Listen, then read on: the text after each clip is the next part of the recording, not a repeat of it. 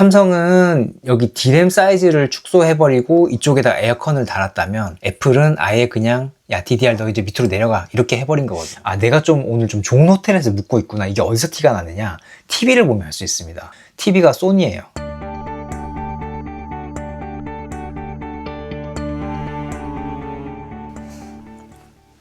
안녕하세요. 한 주간의 테크 이슈를 정리해드리는 안석현의 테크나들이 1월 네 번째 시간 시작하겠습니다. 오늘은 반도체 후공정 소식 2개 하고요. 그리고 소니가 TV 사업에서 철수했다는 다소 충격적인 얘기까지 하나 준비해봤습니다. 1번하고 2번은 사실 좀 연결된 얘기이기 때문에 1번 들으셨으면 2번까지 웬만하면 듣고 나가셨으면 좋겠습니다. 이번 주에 삼성전자 뉴스룸에서 이런 얘기가 나왔죠.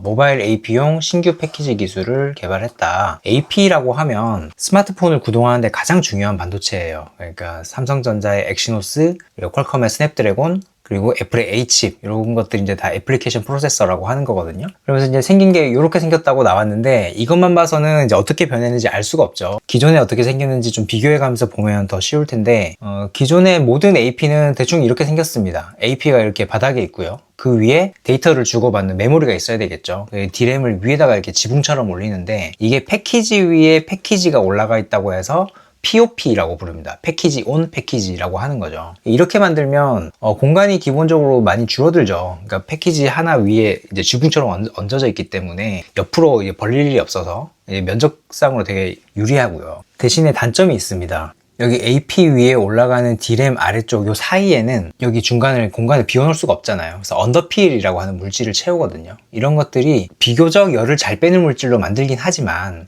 금속이나 이런 거에 비할 바는 또 아니거든요. 이제 폴리머 성질이기 때문에 열 배출이 아주 좋지는 않습니다. 또 D램이 또 열을 잘 빼느냐? 그럼 그것도 아니에요. D램도 보면 그 몰딩 컴파운드라고 이 감싸는 물질로 다 덮여져 있기 때문에 열을 그렇게 잘 빼지가 않아요. 그래서 AP에서 열이 많이 날 텐데 그런 것들이 위로 올라갈 거 아니에요? 이 뜨거운 건 보통 위로 열이 전달되기 때문에 그 위로 올라가면서 빨리빨리 방출이 돼줘야 AP에서 열이 좀 나더라도 성능 저하가 안 되는데 D램이 이렇게 딱 맞고 가로서 있기 때문에 이게 방열에 상당히 취약하다. 그래서 이번에 새로 나온 기술은 어떻게 돼 있냐면 D램을 좀 한쪽으로 이렇게 절반으로 몰아가지고 옆으로 이렇게 몰아서 한쪽으로 만들고 그 나머지 빈 공간을 HPB라는 놈으로 채워보자. 이 HPB는 히트 패스 플러그입니다. 그러니까 열이 방출되는 길이라는 뜻인데 기본적으로 다 구리로 돼 있다고 해요. 구리는 폴리머에 비하면 열 배출이 굉장히 빠르죠. 우리가 구리로 돼 있는 옛날 숟가락이나 젓가락 이런 거 볼에 대보면 되게 차갑잖아요. 폴리머 대비 500배에서 10배 정도 열전도가 빠르다. 그래서 AP도 약간 설계를 최적화를 해서 보통 AP도 모든 부분에서 열이 많이 나는 게 아니거든요. 연산이 일어나는 블록이 따로 있어요. 그러면 그거를 한쪽으로 이렇게 연산이 나는 주로 코어겠죠. 코어 쪽에서 열이 많이 날 텐데 이쪽으로 한쪽으로 몬 다음에 여기 위에다가 HPB를 올리고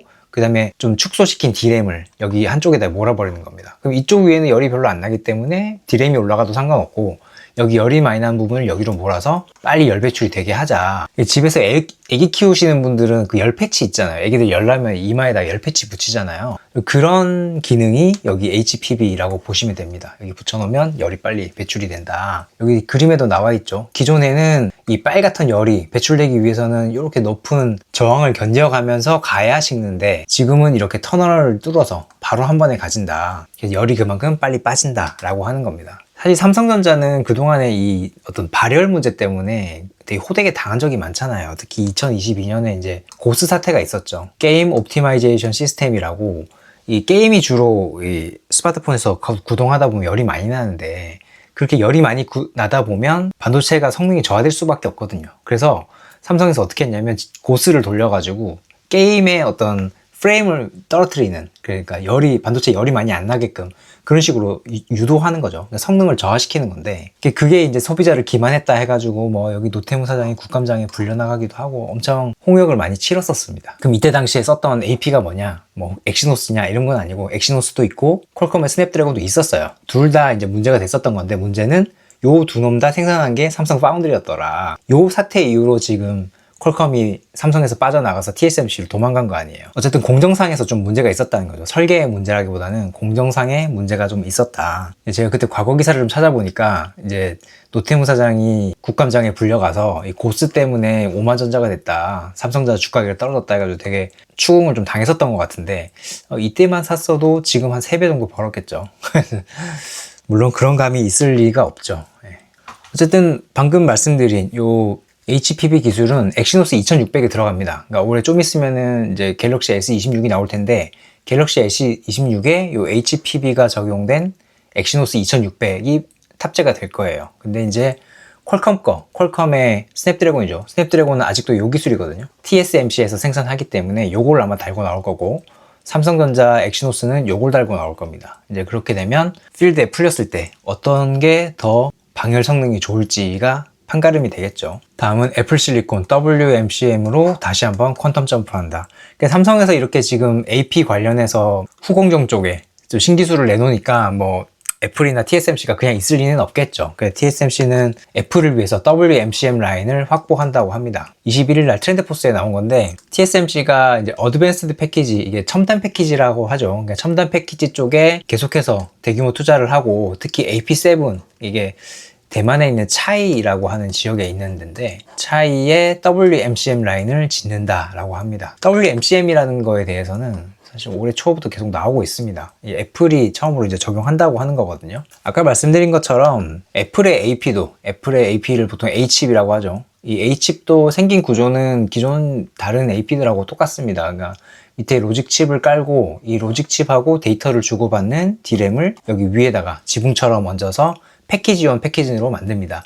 이렇게 했던 이유는 여기 왼쪽에 보시면 아시겠지만 스마트폰 안에는 정말 공간이 부족해요. 일단 굉장히 큰 공간을 배터리가 차지를 해야 되고, 그 배터리가 차지하는 공간을 피해서 부품들을 놔야 되는 거거든요. 그래서 정말 뭐 AP든 D램이든 뭐 스토리지든 최대한 공간을 절약해서 넣어야 됩니다. 그렇다 보니 로직 위에 D램을 얹어서 이렇게 최대한 레이아웃을 작게 만드는 거거든요. 근데 이번에 TSMC가 애플을 위해서 생산해준다는 WMCM 방식은 어떤 거냐? 이런 겁니다. AP를 만들고 그 위에 D램을 얹는 게 아니라 그 바로 옆에 병렬로 LPDDR을 얹습니다. 이렇게 해서 그럼 두 개가 이제 연결하면서 서로 커뮤니케이션을 해야 되는데, 그건 이 아래쪽에 있는 RDL층에서 대신 하는 것 같아요. 여기 보면 여기 노란색으로 표시하는 것들이 이제 구리선인데, 참고로 이건 제가 그린 겁니다. 그러니까 아무리 구글링을 해봐도 없더라고요. 그러니까 TSMC 홈페이지에도 없고 뭐 아무데도 가도 학술 자료나 이런 것도 없어서 제가 그려봤습니다. 그러니까 이런 식일 것 같아요. AP가 있고 뭐 메모리가 있으면 그 사이를 RDL층으로 이렇게 연결해가지고 서로 커뮤니케이션 할 수 있게. 근데 이렇게 만들면 AP와 D램이 이렇게 병렬로 있기 때문에 기본적으로 열 적층이 되지 않겠죠. LPDDR이 만약에 여기 위에 기존처럼 있으면 여기 아까 D램을 통과해서 열 빠지기가 되게 어렵다 그랬잖아요. 근데 옆에 있기 때문에 AP에서 나온 열이 그냥 그 위로 올라가겠죠. 그래서 여기 위에 열을 빼줄 수 있는 다른 뭐 챔버 같은 걸 놔두면 열이 그냥 바깥으로 빠지는 거 아니에요. 근데 대신에 올렸던 건 다른 이유가 있잖아요. 그러니까 공간을 절약하기 위해서라는 목적이 있었는데, 여기 밑에 보시는 것처럼 원래는 로직 칩에서 여기 D램을 위에 얹은 다음에 한 요 정도 크기의 패키지 사이즈였다면, 이제는 이 LPDDR을 병렬로 놓기 때문에 아무래도 요만큼의 사이즈가 더 커지겠죠. 요 위에 있던 놈이 옆으로 내려오는 거니까. 그래서 아무리 생각해봐도 레이아웃 상에는 좀 불리할 것 같습니다. 그래도 이 열을 빼준다는 요 측면에서 훨씬 더 유리하기 때문에 이 방면을 선택한 게 아닌가 싶은 생각이 들거든요. 보통 AP는 패키지 할 때 AP 하나만 놓고 패키지 하는데, AP도 있고 LPDDR, 그러니까 D램도 있다고 해서 멀티칩이 있다 그래서 MCM이라고 부르는 겁니다. 멀티칩 모듈이라고 부르는 거고요. 근데 앞에 지금 W가 있죠. WMCM이라고 그랬죠. W는 웨이퍼 레벨에서 만들어진다는 겁니다. 그러니까 이거를 하나하나 패키지하는 게 아니고 300mm 웨이퍼 위에다가 캐리어 기판이죠. 캐리어 기판에 올려놓고 AP와 D램을 한 번에 패키지한다.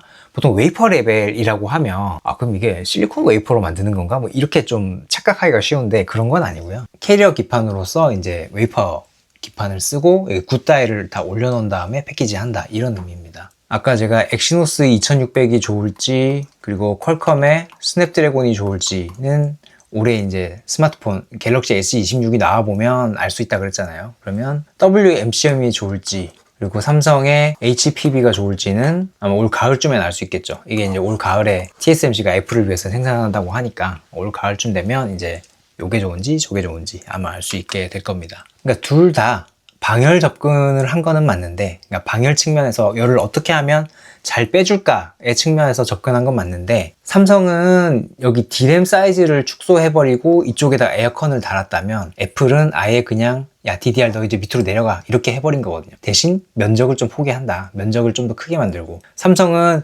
면적을 작게 만들면서 방열을 잘 하려고 하다 보니 여기 위에 HPB라는 걸 얹은 거고, 지금은 뭐가 좋을지 사실 잘 모르겠습니다. 그건 뭐 객관적인 데이터가 나와봐야 알기 때문에 요거 한번 계속 알아보면 재밌을 것 같습니다. 마지막은 일본 소니가 TV 사업에서 철수한다는 소식입니다. 중국 TCL에다 넘긴다는 건데요. 한때 소니 하면 TV, 고급 TV의 대명사였죠. 그러니까 지금은 아니지만 2010년도 전후에 이제 해외 출장 가면, 미국, 유럽 이렇게 많이 가잖아요. 출장을 가면 내가 좀 오늘 좀 좋은 호텔에서 묵고 있구나. 이게 어디서 티가 나느냐? TV를 보면 알 수 있습니다. 보면 5성급 아니면 되게 좋은, 그 동네에서 좀 되게 좋은 호텔에 가면 TV가 소니예요. 북미 쪽 호텔을 가면 소니고, 유럽 쪽 호텔 좀 좋은 데 갔다 하면 필립스고, 근데 그거보다 좀 더 아래 등급을 갔다, 각각의 동네에서 북미나 아니면 유럽에서 좀 안 좋은 호텔을 갔다 이러면 소니가 삼성 아니면 LG 이렇게 바뀌는 거죠. 어쨌든 그때 이제 2010년 전후로는 소니가 그럴 때가 있었습니다. 야, TV는 소니지, 좋은 호텔들은 무조건 소니, 뭐 그런 때가 있었는데 이제 접는다는 거죠. 이제 바로 접는 건 아니고, 일단은 중국의 TCL하고 소니가 51대 49 비율로 JV 합작사를 일단 만듭니다. 합작사를 만들어서 뭐 이름이 뭐가 될지는 모르겠어요. 뭐 TCL 소니가 될지 소니 TCL이 될지 뭐 어쨌든 간에 하나의 법인을 만들고, 이 법인에다가 소니의 TV 사업을 넘깁니다. 그러면 소니는 사실상 이 JV의 마이너 지분을 가지고 사업 자체는 다 털어버리는 거죠. 완전히 사업을 철수한다고 볼 수 있고, 아마 이 49%의 지분도 TCL에 계속 조금씩 넘기거나 아니면 블록딜로 딴 데 넘기거나 장기적으로 그냥 빠이빠이 할 것 같습니다. 어떻게 보면 근데 지금까지 좀 버틴 게 저는 용하다고 봐요. 소니가 TV 사업이 좀 어렵다는 얘기는 되게 많이 나왔었거든요. 2009년에 조선일보에 나온 기사인데 제목이 참 절묘하죠. 소니 운이. 그래서 이때 이미 2007년에 삼성한테 TV 사업 1등을 뺏겼었고요. 그리고 2009년에 이때 LG한테도 1등을 뺏겼었습니다. 1등이 삼성, 2등이 LG, 3등이 하면 소니 뭐 이렇게 됐었을 텐데, 그러고 지금 2009년부터 17년을 끌어온 거죠. 3등으로 내려가고도 17년을 더 했다. 어떻게 보면 지금까지 진짜 버틴 게 용한 겁니다. 왜냐하면 제가 이거 전에 한번 이지키 포스트 시간에 한번 설명드린 적이 있는 것 같은데, TV 사업에서 제일 중요한 건 뭘까요? 생각해보면 소프트웨어, 오디오, 뭐 등등등 부가적인 얘기들이 많겠지만 사실 제일 중요한 건 LCD입니다. LCD TV잖아요. 거의 대부분은 LCD TV이기 때문에 LCD를 누가 얼마나 싸게 대량으로 조달할 수 있는지가 사업의 성패에 굉장히 지대해요. 이게 뭐 1년에 100만 대, 200만 대 이렇게 파는 게 아니고 삼성만 해도 뭐 3천만 대 이렇게 넘어가기 때문에 연간으로 2억 대가 나오는 시장이잖아요. 2억 2천만 대, 2억 3천만 대 이 정도 나오고, 이제 1위를 하려 그러면 4천만, 5천만 대 이 정도 팔아야 되거든요. 그 정도 시장이라서 LCD에 든든한 물량이 받쳐주지 않으면 이 사업을 할 수가 없어요. 그런데 지금 여기 왼쪽에 보시는 것처럼 이게 카운터포인트에서 나온 자료인데, 이미 2018년부터 이 시장의 중심은, LCD 출하의 중심은 중국으로 넘어갔습니다. 중국이 이렇게 늘어날 동안에 의외로 타이완, 그러니까 대만 쪽은 버티고 있고요. 한국하고 일본은 완전 박살이 났습니다. 없어. 여기 제일 밑에 연두색이 일본이고 제일 밑에 파란색이 한국이거든요. 이 두 개 합쳐가지고 이 합산 점유율이 쭉 빠지죠. 지금 우리가 여기 와 있는데 거의 뭐 존재감이 없습니다. 이런 LCD 생산량으로 소니가 지금까지 버텨준 게 용하다는 거죠. TV에서 제일 중요한 게 LCD인데 LCD를 만드는 회사가 자국이 없어? 그러면 사업을 할 수 없는 거죠. 근데 소니가 아마 봤을 겁니다. 언제까지 이 사업을 할 수 있을 것인가를 딱 봤는데, 아마 요 표가 저는 중요했을 것 같아요. 지금 LCD 중기 수요가 이렇습니다. 2029년까지 제법 가파르게 올라가고 있어요. 이게 아직 전망치라서 이렇게 실제 나올지는 두고 봐야 되겠지만 어쨌든 전망은 꽤 괜찮습니다. 그냥 우상향 하는데 LCD의 공급은 되게 스테디해요. 이제 더 이상 늘지 않아.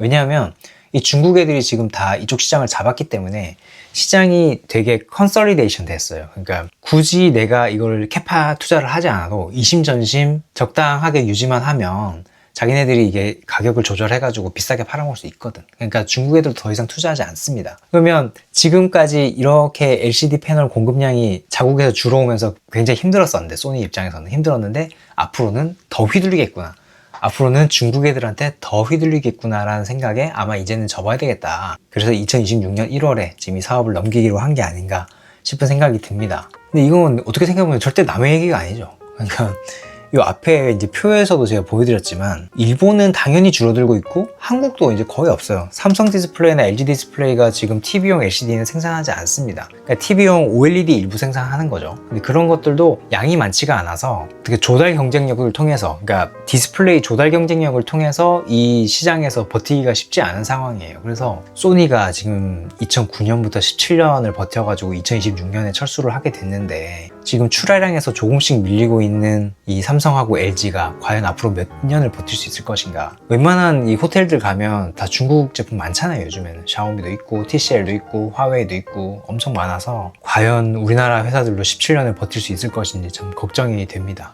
좀 우울한 얘기로 마무리를 하게 됐는데 오늘 준비한 소식은 여기까지고요. 저는 다음 주에 더 유익한 소식으로 찾아뵙겠습니다. 감사합니다.